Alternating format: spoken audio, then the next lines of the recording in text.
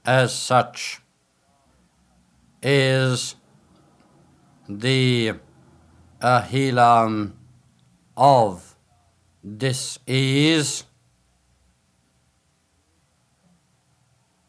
manifestation of the second freedom will bring to terror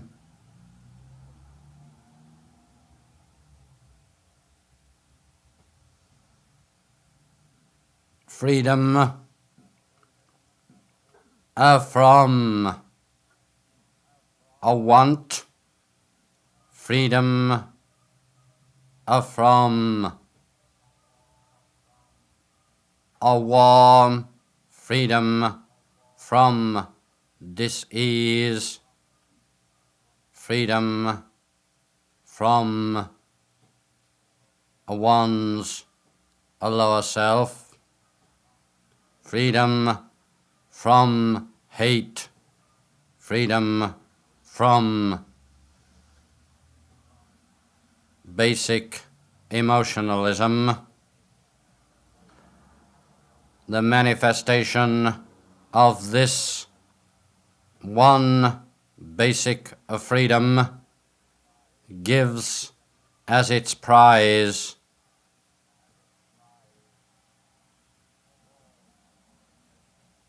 all basic freedoms with little exception. How is this manifested?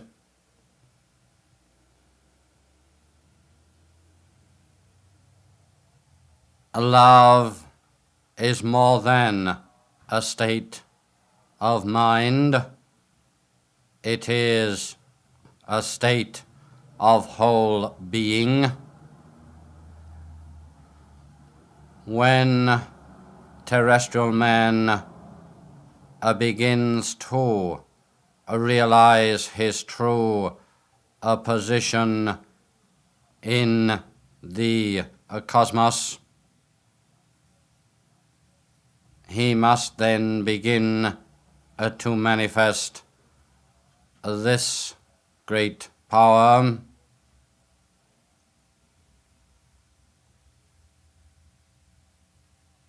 Love is not the result of ignorance, but the direct result of applied enlightenment. Become enlightened, again understanding of the feelings and problems of all peoples, and love becomes a living, vibrant, all-pervasive thing. You know, hearing those powerful words of the Master Mars Sector 6, it just touched on so many levels, I'm sure for all of you in different ways, but something that for me was bringing up is, well, undoubtedly maybe most of you, if not all of you, are aware of a lot of the unrest that's happening in the United States right now. And just the turmoil and the hatred and the dis-ease, not only with protests, but with everything else that's going on. And us as spiritual workers, we have that desire to bring peace, to bring healing, to bring enlightenment to all of this unrest. And it is with this power of love that Mars Sector 6 states, this energy, this all-pervasive thing that can really be the transmuter of war, the transmuter of all this basic lower energy. So let us examine now from the commentary as written by His Eminence Sir George King on the second freedom, giving us some further insights into this energy called LOVE.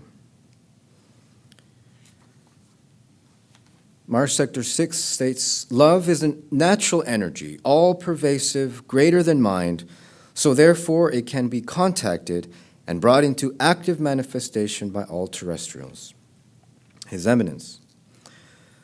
The most powerful energies are the natural ones, all of which can be brought into active manifestation or under control by each and every one of us when we choose to do so. We can reach deep within ourselves, find the channels for the flow of this powerful natural energy of love, and then release it to all mankind. By the all-pervasive law of karma, which states action and reaction are opposite and equal, we must receive back from mankind the same quality of love that we radiate. The radiation of pure love will result in the reception of pure love. If we radiate these powers of transmutation, we ourselves are changed for the better. For love is the energy which transmutes or raises the vibrations of all the basic life forces. Mars Sector 6. Love is the transmuter of war. It is the creator of peace. Love as such is the healer of disease. His Eminence, there is no doubt about it being the healer of disease. Throughout the centuries, healings, which some people have described as miracles, have been brought about through the correct use of prayer. Now, what is prayer? Prayer is a way to transmit energy from point A, the prayer, to point B, the person who needs that prayer. The prayer energy is carried safely to its destination by the power of love. The spiritual energy which is sent from the prayer to the recipient was referred to by the ancient yogis as prana, or the universal life force. But the carrier of that energy is love. Please note, the energy called pure love, not the feeling, the emotion, the like or dislike erroneously referred to as love. Love itself is a pure energy, and as such, it is a healer of disease. How else can you heal dis-ease but by giving ease? What is disease? Disease is disharmony. How can you transmute disharmony except through the introduction of harmony? So love is the great harmonizer of the solar system. It is an active, practical, metaphysical energy. It is not a theoretical or abstract one, neither is it only a feeling. Mars Sector 6. Manifestation of the second freedom will bring to Terra freedom from want, freedom from war, freedom from disease, freedom from one's lower self, freedom from hate, and freedom from basic emotionalism. The manifestation of this one basic freedom gives as its prize all basic freedoms with little exception. His Eminence. These statements show why it is absolutely essential for all metaphysical students to manifest and continually radiate pure love. How is this manifested?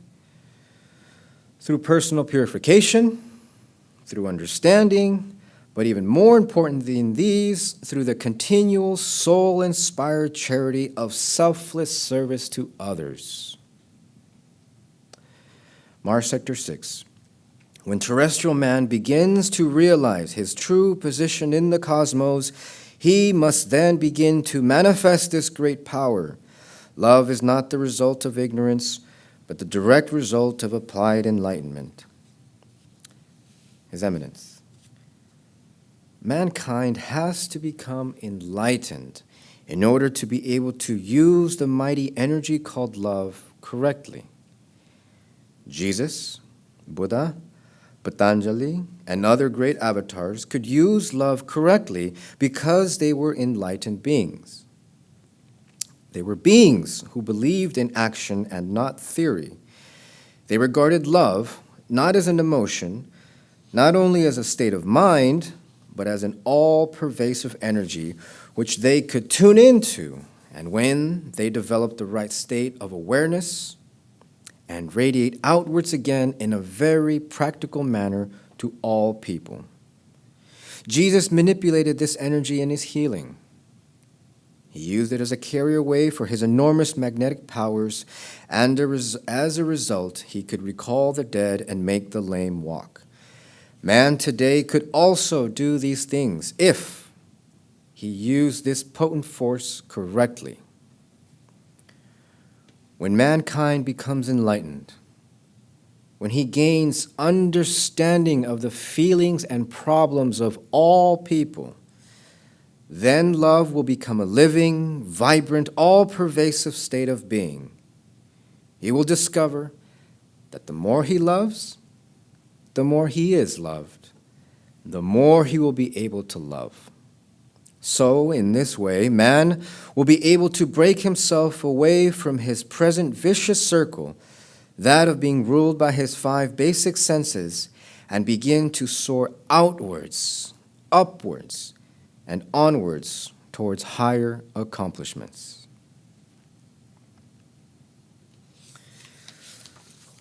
So as mentioned, that was just a brief excerpt from the Master's commentary on the second freedom. So for further study, especially as I mentioned in the times we're living in today, I encourage you to turn back to the second freedom in the 9 freedoms and examine the transmission in full, study it, read over it, as well as our Master's commentary, and take time to reflect and contemplate on what that means to you and how you can better manifest this power of love, not only in your prayers and mantras, but in your everyday life. So now we would like to examine another transmission, a brief one this time, by the Master of Love who came from the great planet Venus, the Master Jesus. And in this transmission excerpt entitled, "Let Your Love Shine Forth," the great Master of Love gives us very pointed statements on how we can solve any and all problems existing on the world today and existing in our lives today. The Master Jesus. O adorable children, let your love shine forth before you throughout your earth, so that you might raise those who so badly need this. There is not a problem upon your world that cannot be solved by love itself in its purity. There is not a problem upon your world that cannot be solved by power, tempered by love in its purity. There is not a heart upon your world, no matter how fierce it beats, which cannot be softened by love in its purity. There is not a brain upon your world, no matter how clever or stupid it may appear, that cannot be educated in wisdom by love and power in their purity. Know this. Live with this. Be this. And then will even the very darkness become light to you all.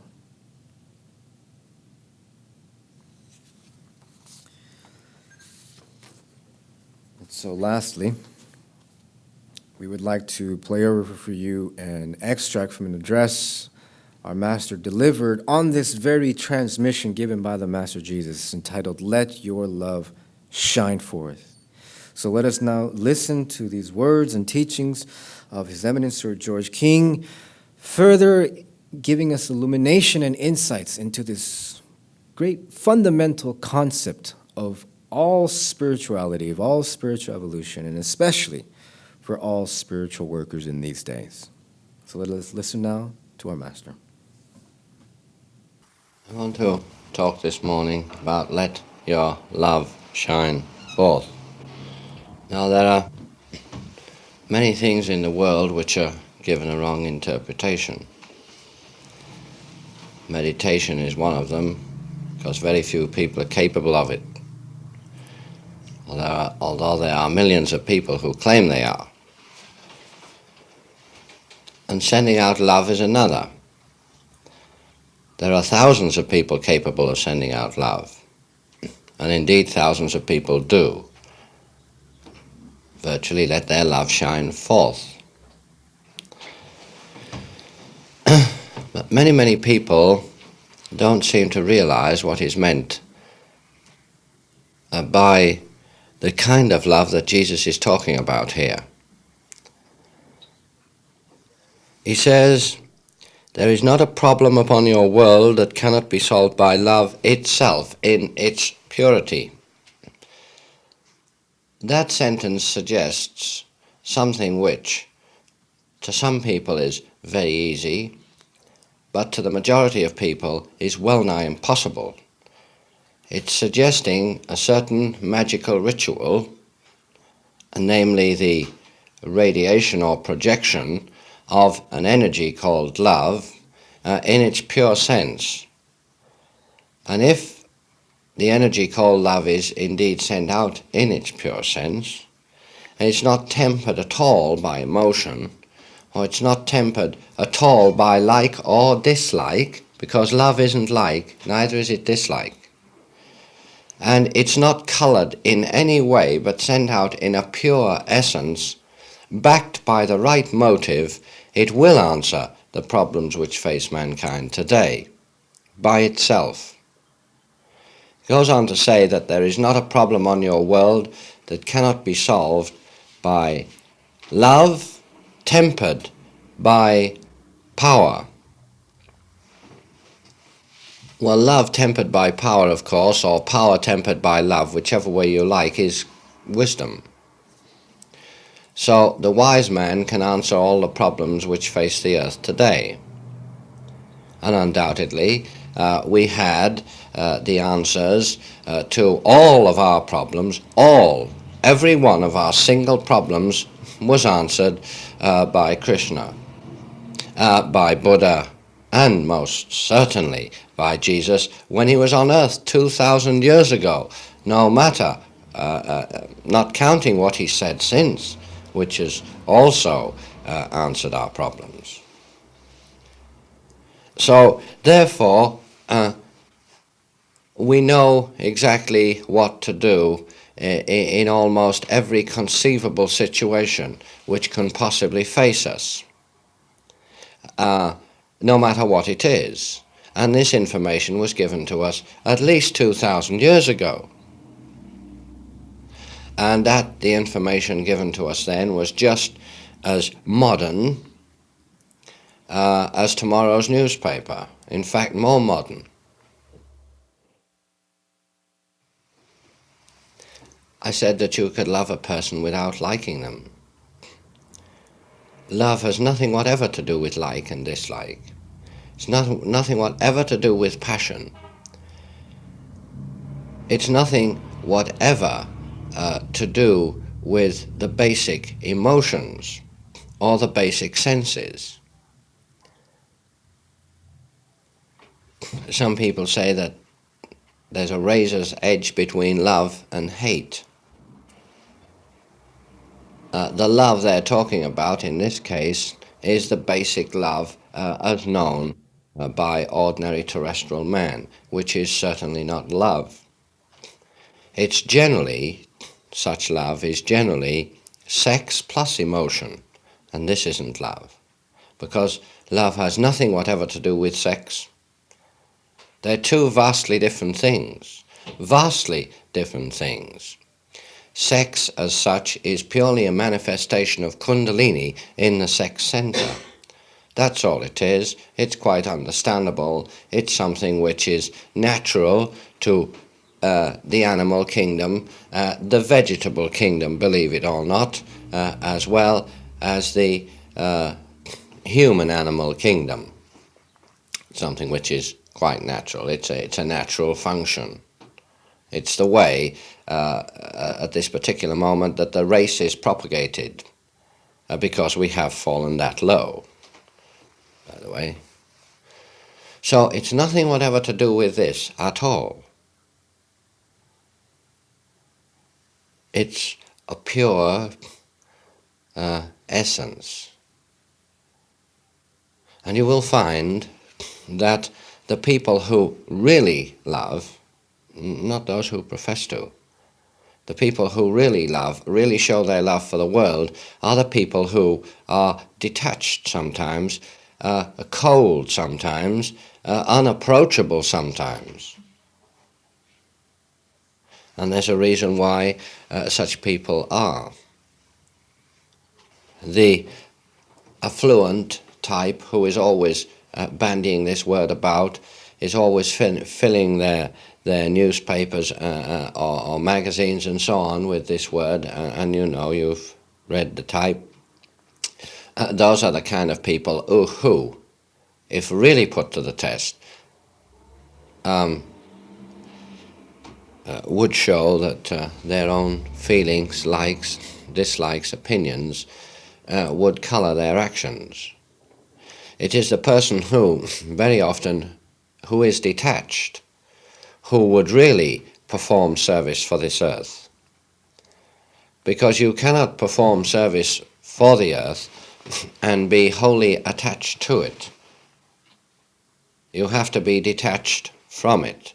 This is one of the strange things. It's an argument in itself, it's a contradiction in itself, but it's nevertheless true. So when we're asked to let our love shine forth, we might know that this power is within us. And what part of it is not within us can be claimed by us from the universal whole. And that this thing is above like, dislike, emotion, sex, possession, is above hate, is above wars. No one can kill and love at the same time.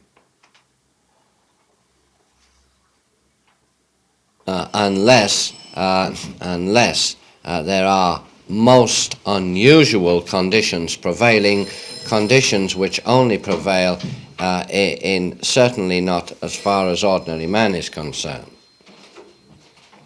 So this power is above all these things.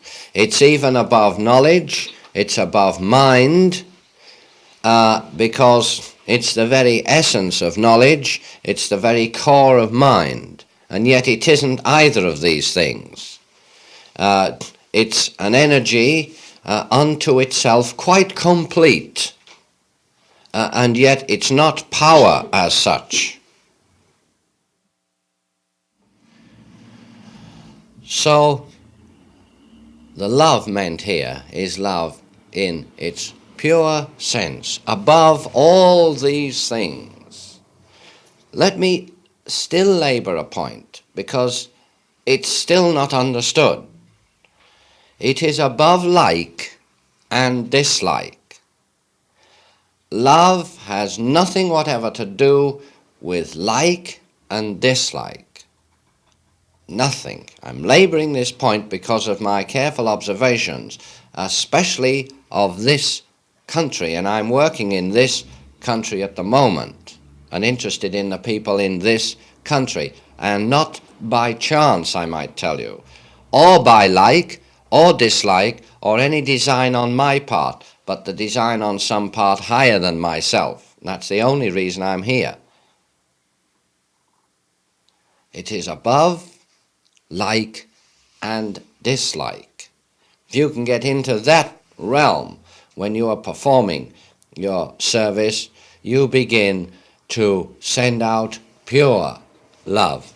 You can love the world without liking it. You can love the world without disliking it. It's very easy. It's very easy to love those people you really like. This is simple.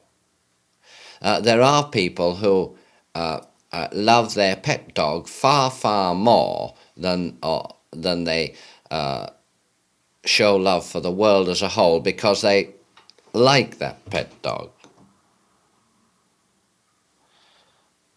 So make it as pure as you possibly can.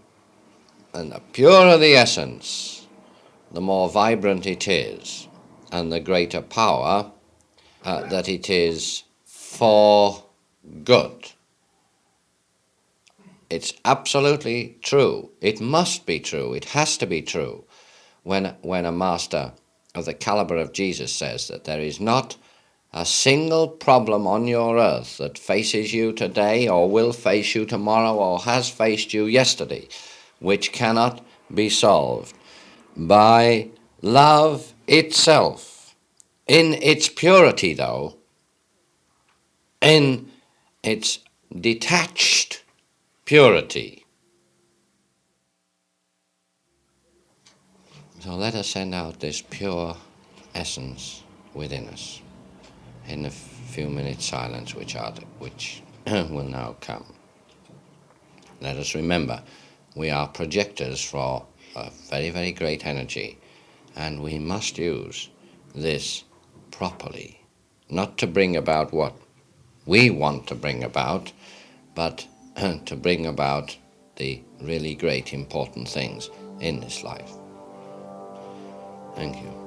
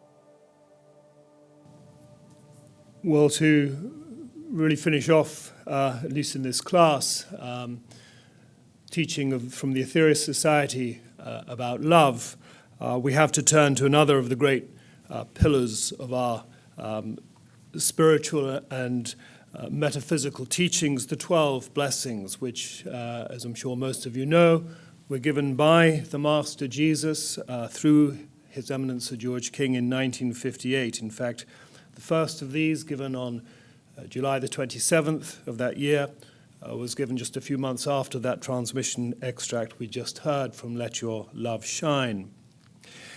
And the third blessing, as many of you will know, of course, is a blessing to those who love.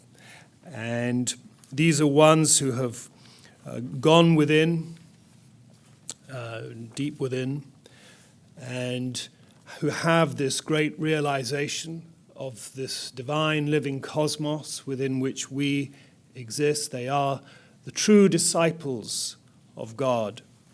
And these are the ones who manifest that love in its purity, helping humanity greatly, not just at this time, but throughout our whole existence upon this planet. And I would like to, before we play a very short extract from this blessing, I'd like to actually begin by reading the words from the Ascended Master Saint Gu Ling, as well as the introduction by the Master Jesus. Saint Gu Ling, at the beginning, to introduce Jesus, he says, "The energy which will be released during these blessings will be of great benefit to this country. What will be said will be of great importance, but not so important as the energy called love, which will be released during these sayings. Try to sit still and lose yourselves in the great sea of white light, which will flow through you all, out into your country and to the world as a whole. Try to be so detached from surroundings that you can be a worthwhile instrument in this metaphysical and highly spiritual operation. If you do this to the best of your ability, you will advance very much, even though this is not your motive. In fact, I would say not to have this as a motive. Be still and wait. I go." And then the Master Jesus begins by saying, "O adorable children, may your hearts be filled with the simple love of wondrous God. May your minds be filled with the wisdom of this only source, so that you may all realize your divine heritage." So before we listen to this little extract by the Master Jesus, I'd like to invite you to rejoin in mantra, the same mantra we were given earlier on, to help attune ourselves. And this time we will do it whispering the mantra, which, as I said, is to still be moving your lips, but so that the person sitting next to you cannot hear you. So let us do this, and then we will hear the Master Jesus in the opening few lines of the third blessing, which in itself will be followed by another short extract by Dr. George King on those few lines. So again, if you have been given the mudra for mantra, please adopt this. Otherwise, just have the palms upwards upon your knees. I will say the mantra once or twice, and then we will literally whisper it.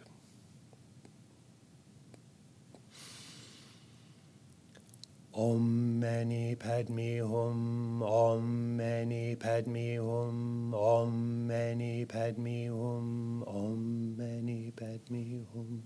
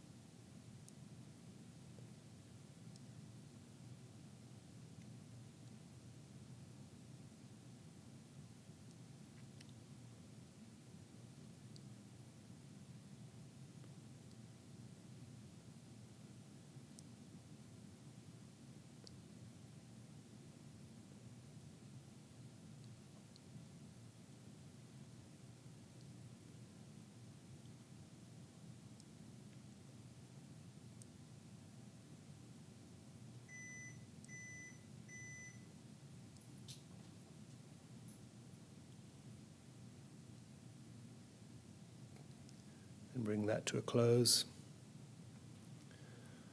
Let us listen now to the Master Jesus as he delivers the beginning of the third blessing, and let us for this raise our hands.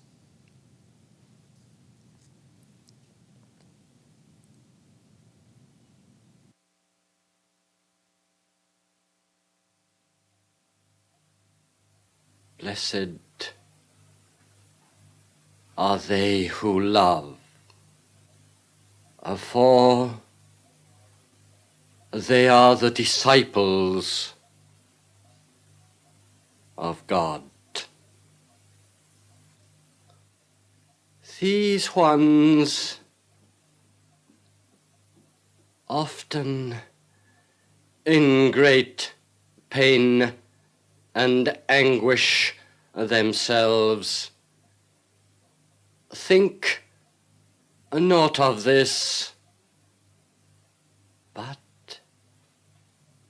do transmute the very forces of holy nature into this mighty energy called love,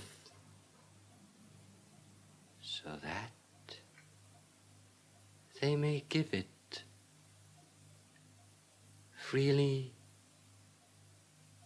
to those who need it. Thrice blessed are these ones in the now and by now. Theirs is a difficult task of transmutation of the baser energies into that state of energy you call love.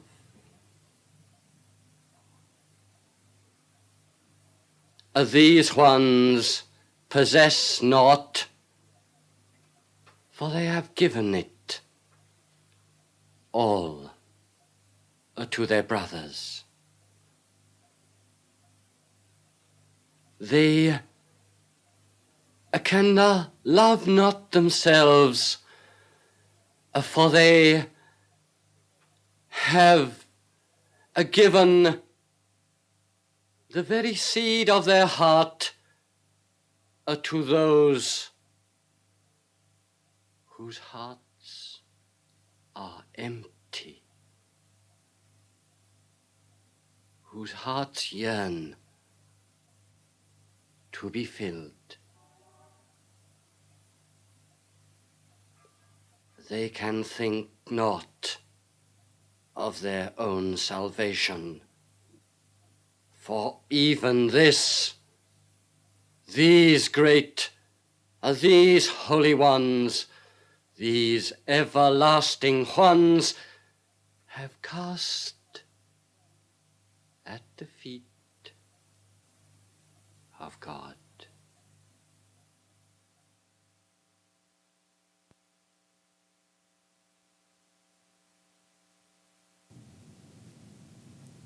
Now let us listen to these words of His Eminence Sir George King.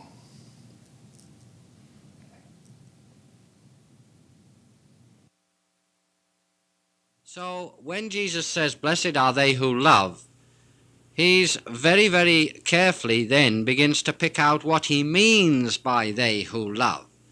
And the idea of Jesus' love, which, by the way, is the great living illustration. Jesus is the one who lived love. That's he came down to to teach the use of love. He lived it. He was love. Let's listen to what his opinion is, though, about they who love. These ones, often in great pain and anguish, themselves think naught of this but to transmute the very forces of holy nature into this mighty energy called love, so that they may give it freely to those who need it. every 32 minutes from the sun there is one of the aspects, the 5 aspects of prana radiated. This prana comes through space and is picked up by man on the breath he breathes, in the liquid he drinks, and on the food and in the food that he eats. As I've said in my yoga book, prana is not the substance which forms the atom, but that magnetic force behind all manifestation which allows the atom to be formed. Now this prana is in a certain state or certain balance, a balance which can be conditioned by man through the heart, throat and Christ centers and formed into the energy called LOVE.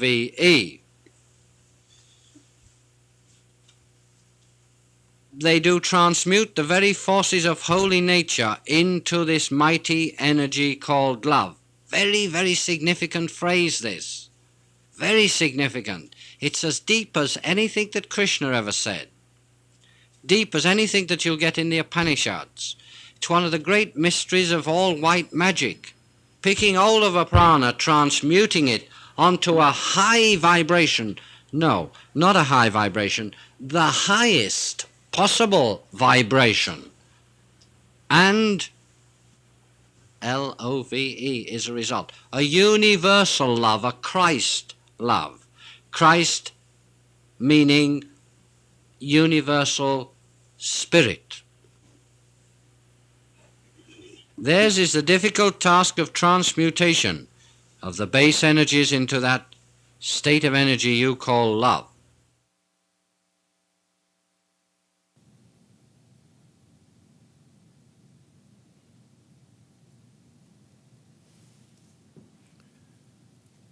The Master Jesus went on in the third blessing, "These are the ones who will save the pitiful ones, for these are they who will become the very essence of the heartbeats of the pitiful ones, for they will be instrumental in helping greatly to transmute the only devil which exists upon this earth."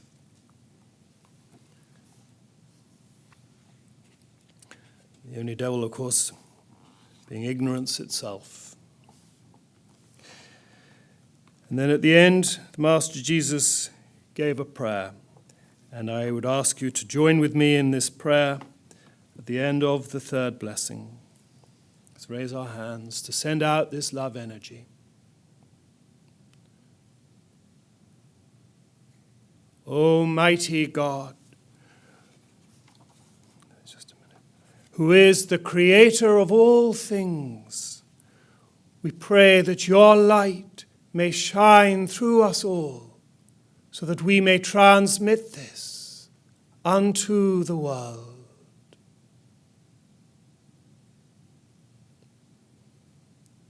Let's lower the hands. And that is a wonderful way, as Oscar mentioned, prayer of sending out energy. So let us now close this class, this service this morning, by performing what we call the practice of the presence. Let us place the left hand over the solar plexus center and the right hand on top.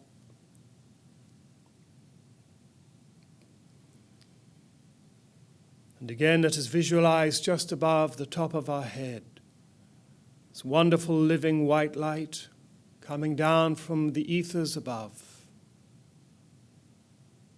This light of God, this light of creation. And see it entering the top of your head, filling and charging every cell of your brain. And take it on down through the neck and the shoulders. And allow it to flow out into your heart center, just in front of the breastbone.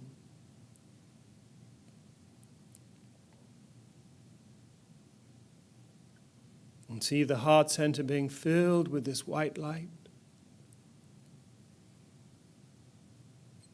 Now let us think down beneath our feet, down to the very logos of this planetary goddess, the Mother Earth.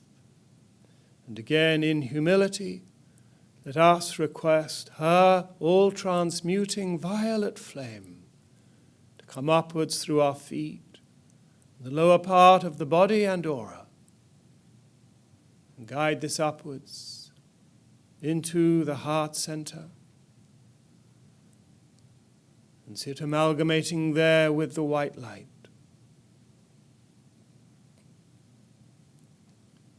Now let us take these two forces together as one, up through the body and out through the top of our head, and offer them in sacrifice to the golden sphere, the symbol of the spark of God, which resides within us all.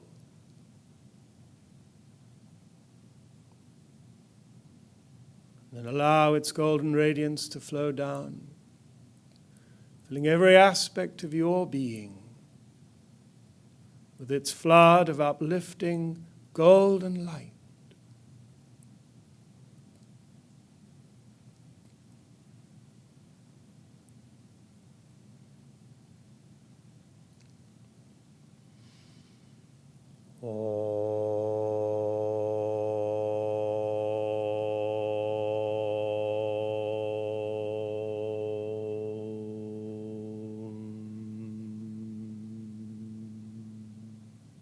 Shanti, Shanti, Shanti. Thy will, O wondrous mighty Parabrahma, always be done.